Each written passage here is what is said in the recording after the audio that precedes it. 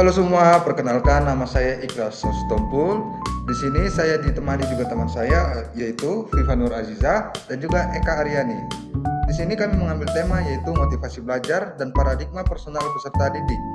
Baiklah, langsung saja ke materi yang pertama. Motivasi belajar. Motivasi belajar dapat diartikan sebagai daya pendorong untuk melakukan aktivitas belajar sehingga menimbulkan semangat dalam belajar. Itu dikembangkan oleh Adrian dan Rasto pada tahun 2019. Sedangkan menurut Amin, motivasi belajar merupakan keseluruhan daya bergerak di dalam diri siswa yang dapat menimbulkan kegiatan belajar. Baiklah, yang kedua, yang selanjutnya itu motivasi belajar terhadap hasil belajar. Faktor yang mempengaruhi perkembangan motivasi belajar terdapat dari hasil belajar, yaitu lingkungan budaya, keluarga, sekolah, dan siswa itu sendiri. Motivasi belajar bisa menurun akibat ambisi orang tua atau sistem peringkat di sekolah, memaksakan siswa menerima beban yang terlalu tinggi, tentu saja bisa membuat perkembangan secara tidak sehat. Keinginan menciptakan siswa hebat justru bisa menghasilkan siswa yang bermasalah. Itu dikembangkan oleh N. Wati. Baik, selanjutnya itu upaya untuk meningkatkan motivasi menurut para ahli. Menurut Jamarah tahun 2008 halaman 125, ada beberapa bentuk dan cara untuk menumbuhkan motivasi dalam kegiatan belajar di sekolah.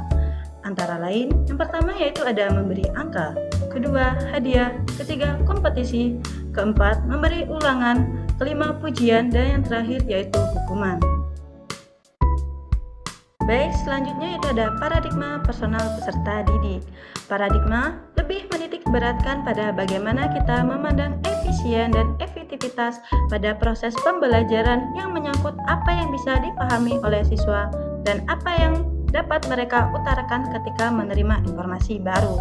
Sampai saat ini, kita menemukan para guru yang masih menerapkan metode lama, di mana mereka hanya fokus menjelaskan dan membiarkan siswa mendengarkan. Teori ini membuat pembelajaran siswa menjadi semakin tidak menarik. Pendidik masih mengabaikan kontak emosional dengan siswa sehingga siswa tidak pernah berpartisipasi aktif dalam pembelajaran.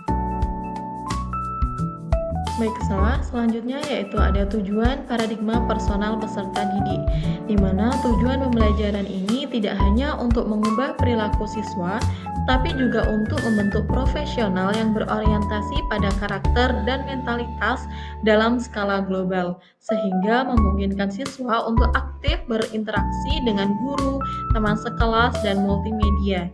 Paradigma pembelajaran berubah pada kegiatan yang awalnya dipusatkan kepada guru, kini beralih dengan pembelajaran yang dipusatkan kepada siswa. Hal ini dilakukan untuk membuat siswa lebih aktif dalam kegiatan pembelajaran, bukan hanya sebagai pendengar atau penyimak dari guru. Adapun prinsip dari paradigma personal peserta didik, yang pertama yaitu ada keunikan individu, lalu yang kedua yaitu ada pengembangan holistik, yang ketiga ada kemandirian belajar, yang keempat ada pendidikan berbasis minat dan potensi, yang kelima interaksi positif, dan yang terakhir yaitu peningkatan kompetensi sosial atau emosional.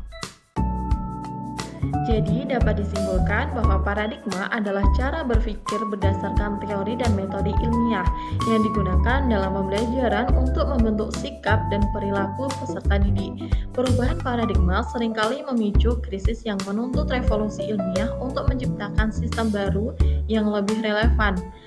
Motivasi belajar sebagai kondisi psikologis berperan penting dalam mendorong siswa belajar dengan efektif, dipengaruhi oleh faktor internal dan eksternal yang mempengaruhi minat serta keberhasilan belajar. Sekian dari hasil video kami ucapkan terima kasih.